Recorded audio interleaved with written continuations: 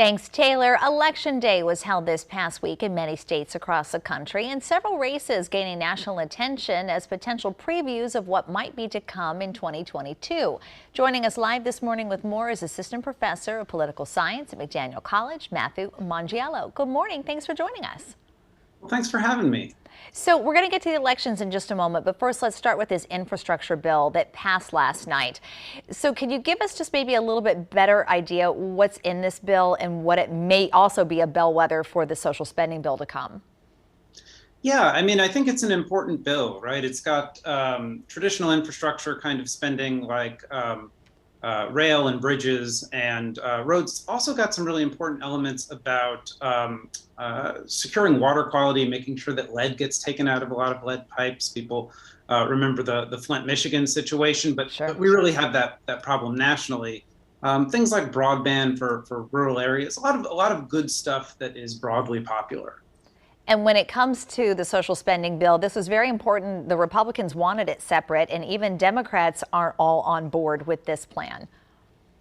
Yeah, I think that there's a debate about whether or not it was more or less likely to pass the social spending portion of the legislation separately or together. I think that the administration has made probably a smart move in that it's probably not less likely that it passes after passing the infrastructure separately. But I do think it's still up in the air. I do think we end up getting a bill out of the social spending bill. Just a matter of how much when you're talking about billions and trillions of dollars.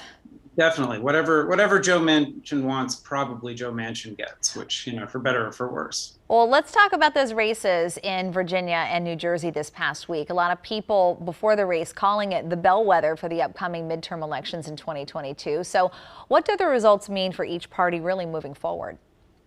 Yeah, so I mean, not a great day for Democrats, and yet I think that a lot of people are reading too much into the results.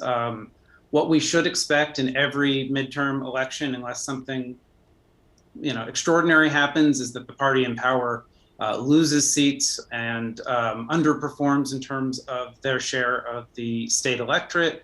That's what we saw. It's not what we saw just in Virginia. We actually saw Phil Murphy in New Jersey underperform more than Terry McAuliffe in Virginia. And those races were about different things, different candidates, different local issues. And so I think what you have to say is that this is a combination of predictable midterm effects and maybe a national mood that's a little bit negative. The national mood is kind of always negative when they ask that question of, do you think the nation's going in the right direction? Sure. Almost universally for the past 40 years, a majority of people have said no. This tends to do poorly for the party that's in power. I think that it's also we're in a time with COVID and an economy that's coming back. The metrics are very good. The job reports are very good, but it doesn't feel like things are great. I think people are tired, and I don't think that that does well for the Democrats in this election. Well, gas prices are up, grocery prices are up, the supply chain issues, so it sort of leads to an overall feeling of what's going to happen next. It definitely does, and I don't think that this speaks particularly well to what's going to go on in the 2022 midterms. It certainly seems to favor Republican pickups. And yet, there's a whole year for the national mood to switch. I think we forget how high people were on the Biden administration, 6-8 months ago in the wake of big social spending legislation. Approval ratings were very high, and they could get back in that realm again. All right, Matthew Mongiello, thank you so much for joining us this morning. Really appreciate it. All right, thanks for having me. All right, have a great rest of your weekend.